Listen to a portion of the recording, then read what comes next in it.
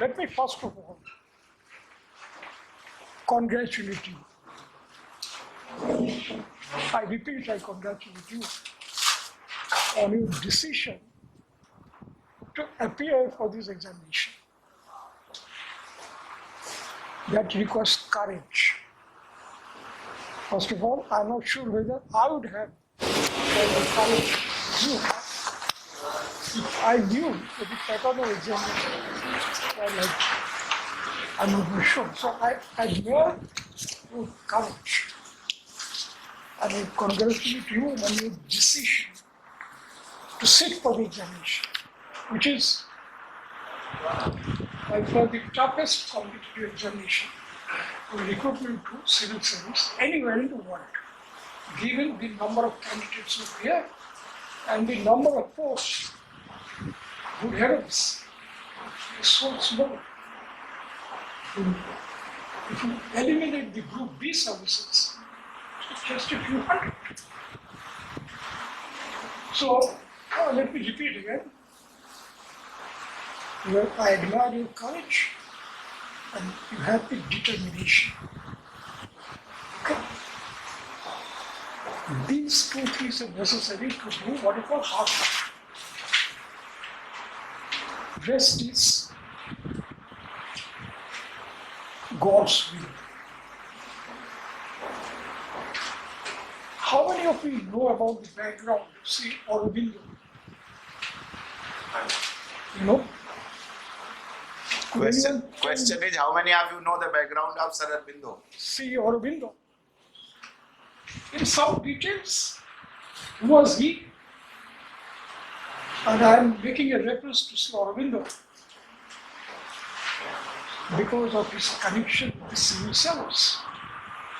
I give you a hint. Is there anybody who could tell us? First civil service.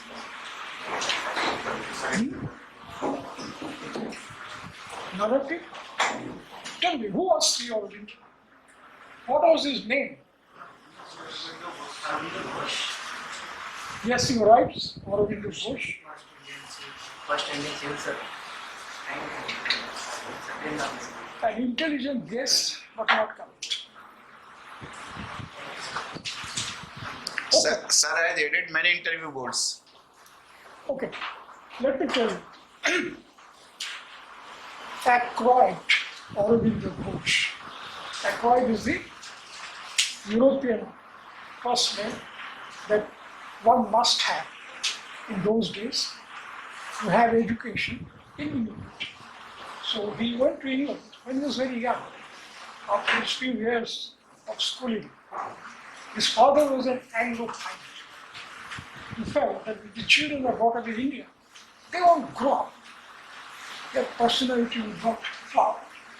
So he sent them to London. In the year 1889, Acquired Aurobindo Ghosh to obtain first-class honours in language. He appeared for the Indian Civil Service and obtained 11th rank. By the year 1889, obtained 11th rank. But he did not join civil service. He studied Latin and Sanskrit. He learned Bengali later. But the first language he learned was Latin, then Sanskrit. And it is study of Sanskrit that inspired him to think about India. Came back, and rest is history, you might know about it. But he composed many poems. I'm going to quote 2 lines, which I'm fond of quoting whenever we meet civil service aspirants, which sums up the mission that you have within. This is in slightly Latinized English. I quote, "When thou hast the command, care only to fulfill it.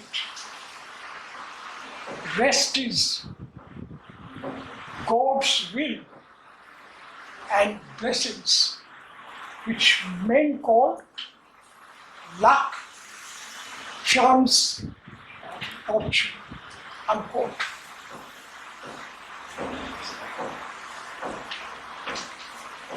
Do you get the meaning, the import of his message? Now let me elaborate. When thou hast the command, it means have. When you have the command to whom? Command to God. And you have responded to the command and taken the decision to appear for the civil service. Okay. So first part is absolutely relevant. When thou hast the command. Next line, care only to fulfill it. Means hard work, dedicated efforts, intelligent application of mind, care only to fulfill it. Rest is God's will, which men call luck, chance, or fortune. So when you succeed, people will say, you are lucky. Don't get annoyed. If you succeed, you see your name in the list and people say, oh, you are just lucky. You should smile and say, thank you very much. I'm grateful for your kind words of appreciation. Chance? Yes. Oh, you're very lucky, you got it by chance. Yes. You're fortunate, your parents are highly educated, you're born in a good family, you went to good school and the best of education. You are fortunate. Yes, indeed. Thank you very much. God has been kind. But this is the outcome of what you call care only to fulfill it.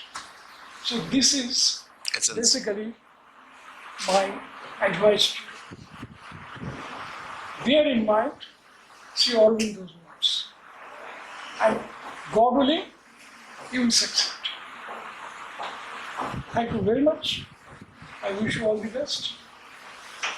I feel blessed. If you have any questions you feel to ask, do.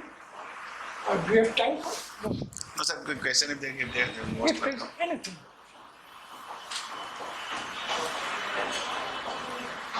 He had been Chief Secretary of Government of Assam, and then he had been Secretary to the Government of India. Well, one issue, what is civil service? What is so civil about civil service? And I guess most of you have these days technical backgrounds, engineering or whatever. What is civil service? You must begin with the beginning. Okay? Can anyone define? बताओ ध्यान साहब बोलो कुछ तो बोलो. Just बताइए, what not? For welfare of civilians. Yes, any other thoughts?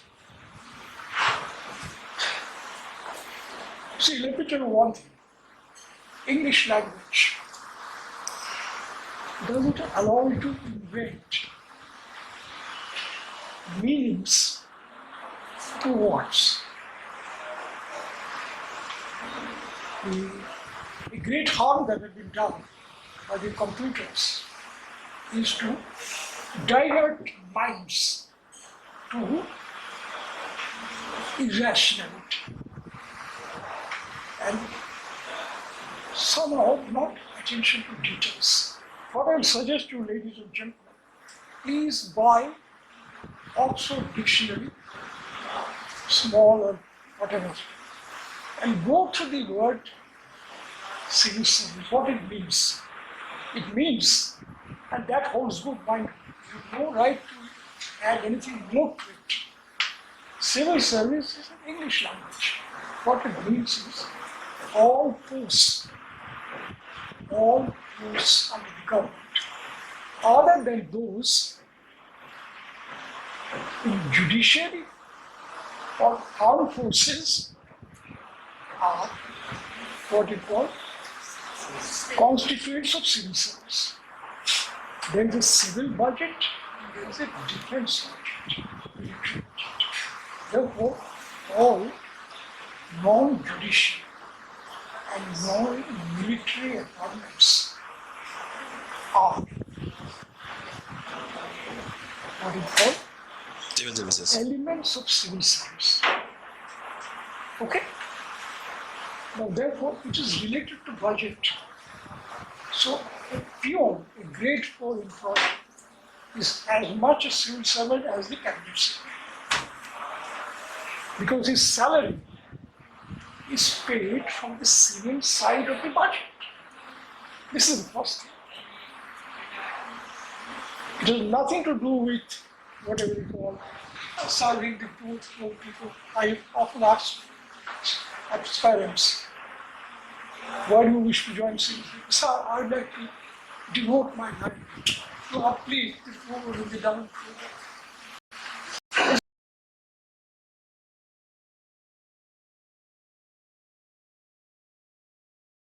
How many duties? Tell me. What is university system of our country?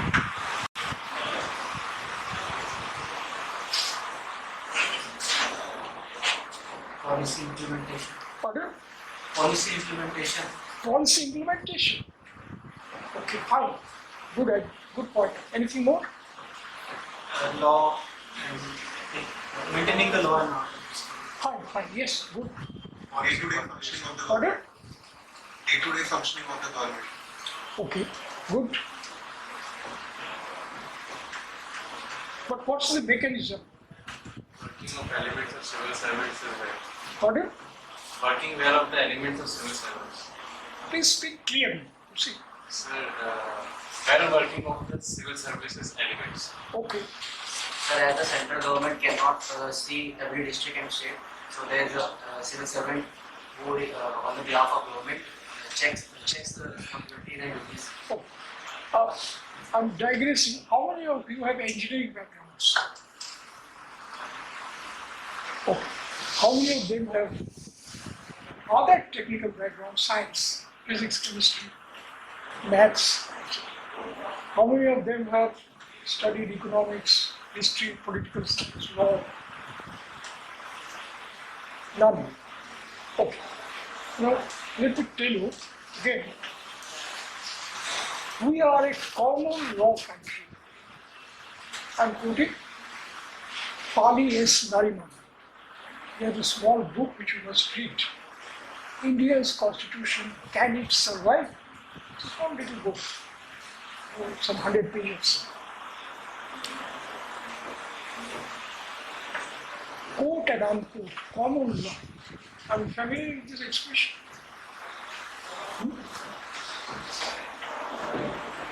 Are you? Same law throughout the country by the Constitution. No. See,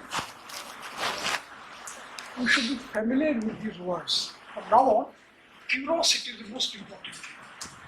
The civil servant must be curious about it. You should have interest in other cultures. Indians, by and large, are inward looking. That has been my life's experience, by and large. Very happy to live within our narrow domestic walls, to quote Rabindranath Tagore. Feel uncomfortable when you go out. That's one of the outcomes of centuries of foreign rule.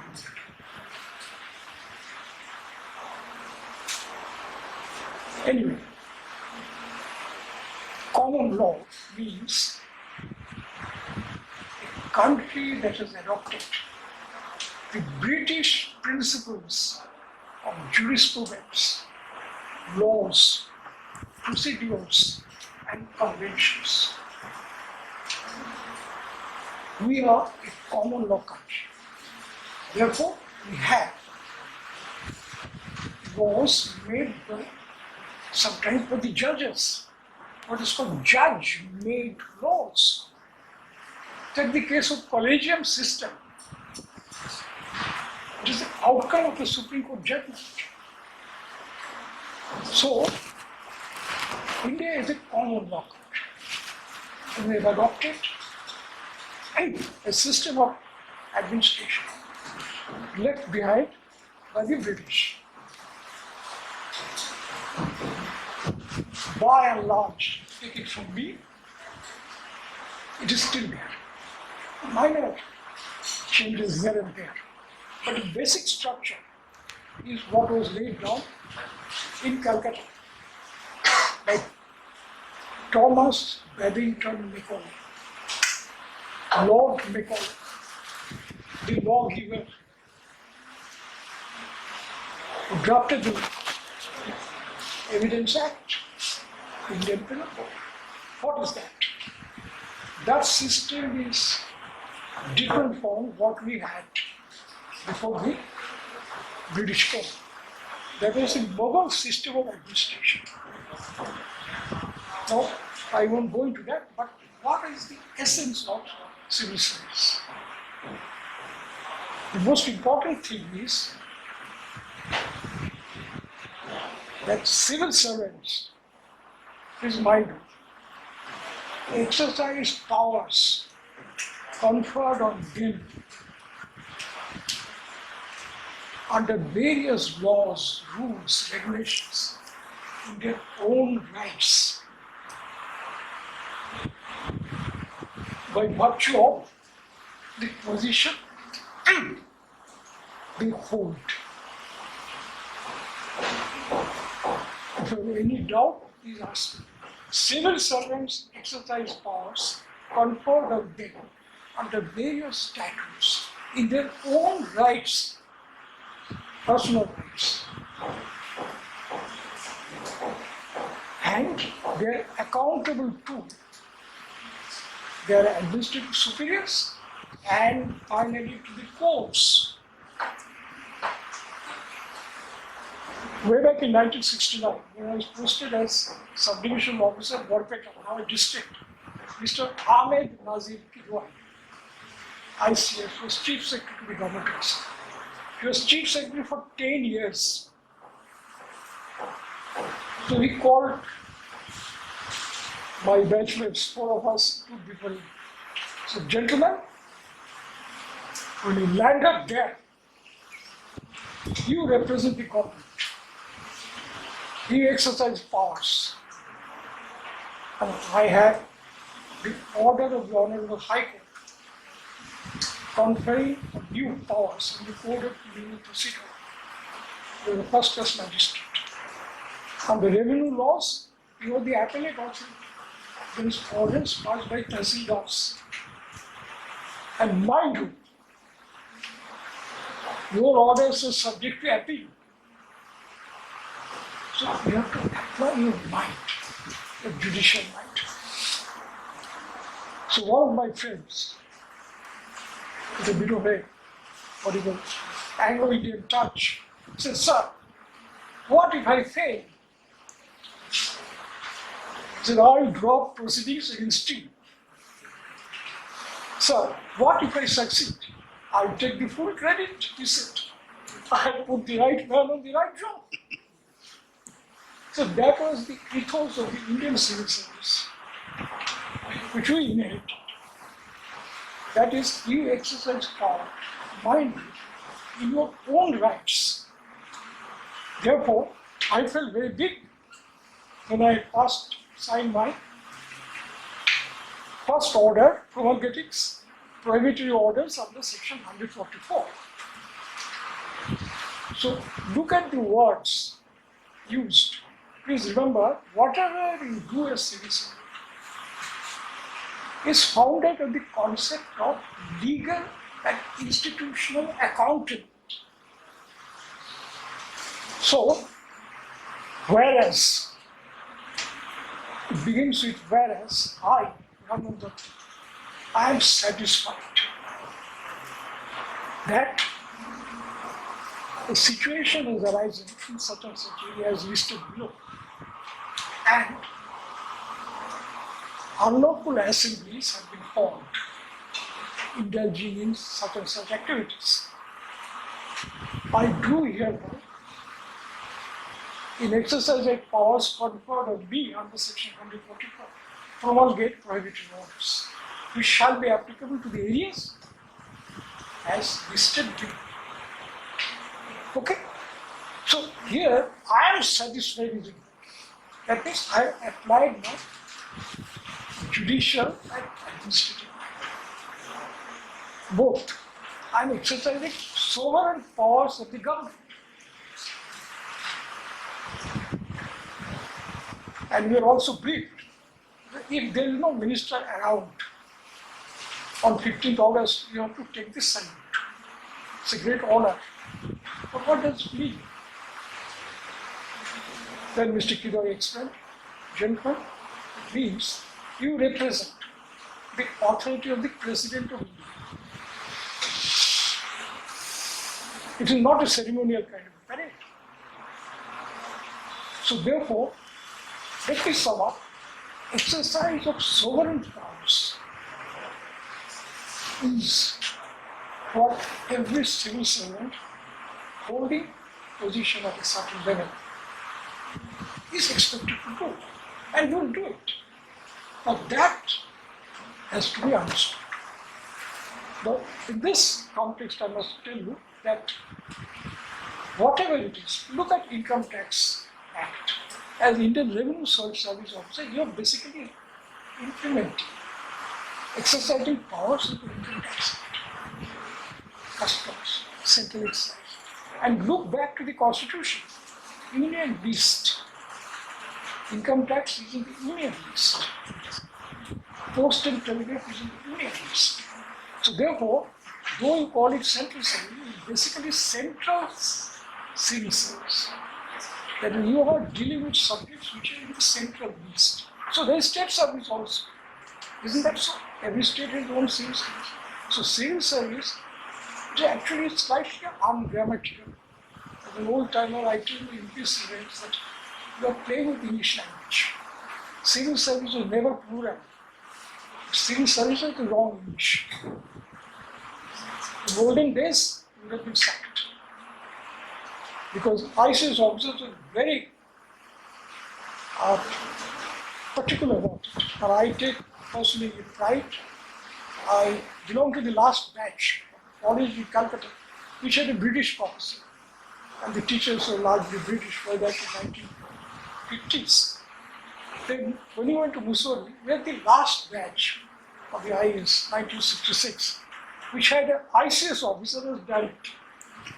Thereafter, it was Indianized, so to say, IAS officers came. But we are the last batch trained by Mr. N.G. Pilpulkar, ICS, who was a wrangler of Cambridge and a very, very able administrator. So these things are important. Why? Because if you are particular about writing, you should be careful about your action also. And you won't be doing at the behest of somebody else. And therefore, there is a tendency, particularly in this media, don't quote me, to degrade the civil service. Babus. I really feel very bad when I read this thing. It betrays lack of knowledge of history. See, I'll send you the quotation from a circular issued by the East India Company, way back in the later part of the 18th century, when they were directed to use the appellation Babu to address respectable Indians holding positions like zamindars, etc. So whenever you address a letter to an Indian gentleman of certain status, please apply the word Babu. Okay. Now this expression, therefore, has been badly misunderstood here. Simple. So, what I'm trying to say is that words are important. But what is more important is to understand the philosophy of civil service. It is founded on justice. Therefore, it It is delivery of administrative justice is what civil service is all about. And whenever you take any action, it means that somebody else may have a chance to look at your work. It is subject to review. I've taken a lot of your time. Is that so? No, thank you, sir. Great. No?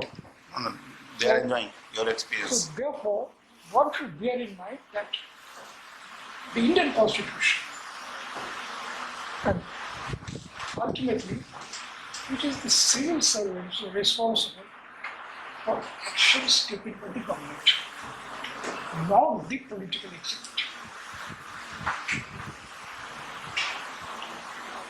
Please remember, to give a single thing, when you apply for passport, the form is signed by an officer, not by a politician. A politician cannot exercise any powers in the code of civil procedure or code of criminal. Why? Because ultimately, actions of the code of criminal procedure are subject to appeal in the courts. So you must initially understand the concept of separation of executive and judicial. What is the difference between executive magistrate and judicial magistrate? What are the powers exercised by various functionaries, and what is the system of appeal against these orders?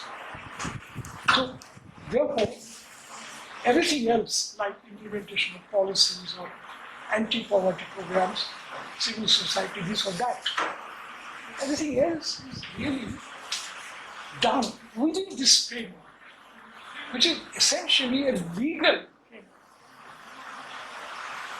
So therefore, it is not enough that you know law. You must also know the spirit of law. And more importantly, the procedures established under the law. Violation of the procedure means violation of procedural rights.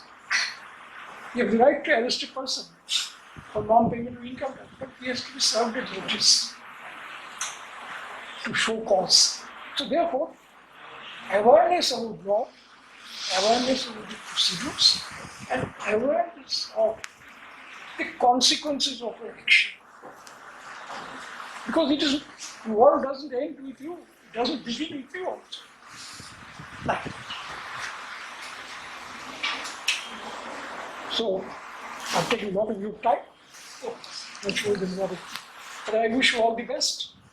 And if whatever you discussed will put you on the right track, I consider my efforts amply rewarded. Thank you, ladies and gentlemen, for your time. Thank you, sir. Thank you.